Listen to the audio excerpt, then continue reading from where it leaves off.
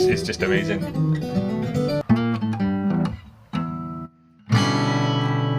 So a lot of the time I'll just use the cog to slow down the speed of the video, so that's what I'm going to do here, right?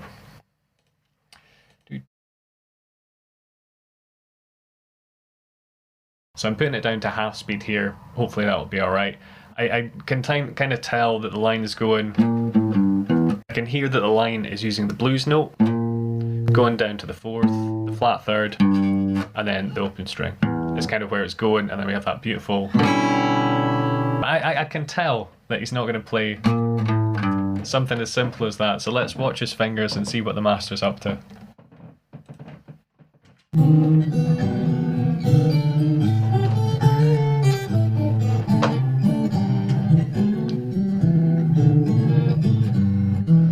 Okay, so he's using octaves. So this is playing one note and playing the same note but higher. So it looked to me like he was sliding in like that. Okay, so an example of an octave, this string is an A string. This note on the second fret on the G string is also an A. So when we play those together, we'd call that octaves. Same note here, lower, same note higher. What he's doing is playing those two strings, sliding up on here by a semitone to this B flat, right? Which would be the blues note.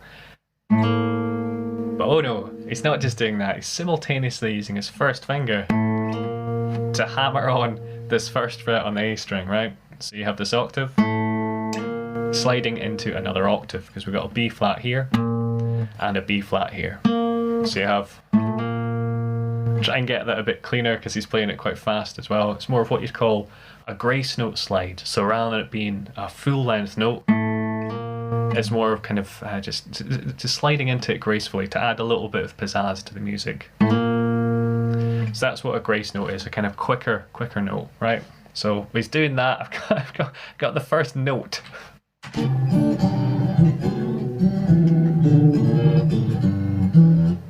So his fingers move so elegantly, it's difficult to tell what he's doing. Okay, I think that's probably the way he's fingering it. So we're sliding up with the hammer on, back down to here, and then he's doing octaves using G. So he's fretting the low G here, I think. And then rather than playing the G here, like this kind of shape we've been using across these strings, right? Instead of using that shape, he's using the open G string. So he's playing the open G there, lower G here, again octaves. So you got that slide, back down, open G, and then I think it's just an E. Let's double check it.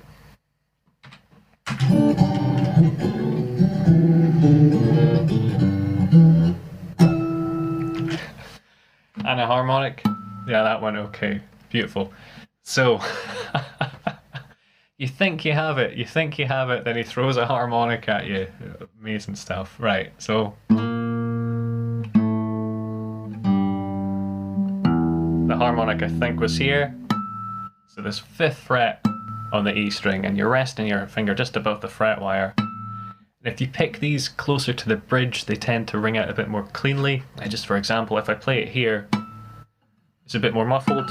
If you go closer to the bridge, where there's more tension, you can hit the strings a bit harder, you tend to get a slightly more resonant natural harmonic. So if you struggle with harmonics and you find they're always kind of sounding dull or muted, try picking a bit closer to the bridge. And then I think it's just the chord, but let's double check it to make sure he's not putting any more sneaky wee tricks there.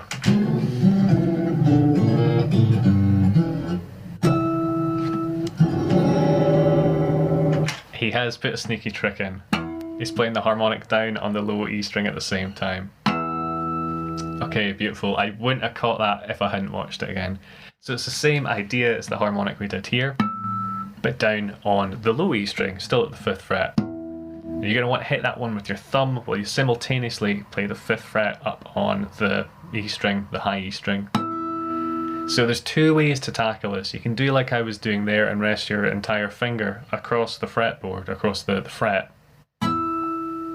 Or you can use two different fingers. It's much of a muchness that's difficult to do both ways because you need to be quite accurate to get the harmonic. But two ways to try it nonetheless. And it's final triple check to make sure there's not any sneaky tricks he's put in here.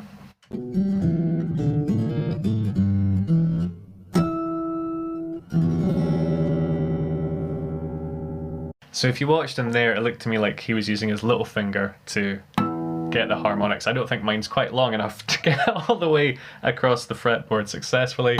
Just about. No, I'd have to use my third finger, second, first, or use two fingers like I'd said. Okay, so breaking it down and playing it slowly.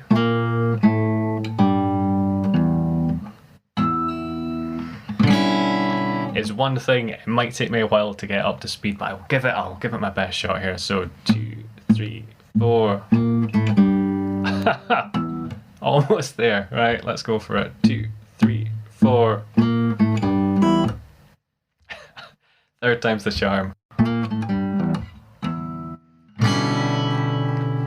Not got the touch he has, that's for sure, but I've just about got my way through it. So if, like myself, you really like this style of playing but are fairly new to it, the way to get used to it is to just do it slowly, so build up the stamina. If you find a move like this difficult, that's because it is. It's very hard to play.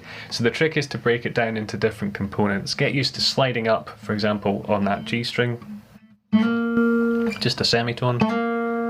Get used to hammering on that A string. Then try adding them together, right?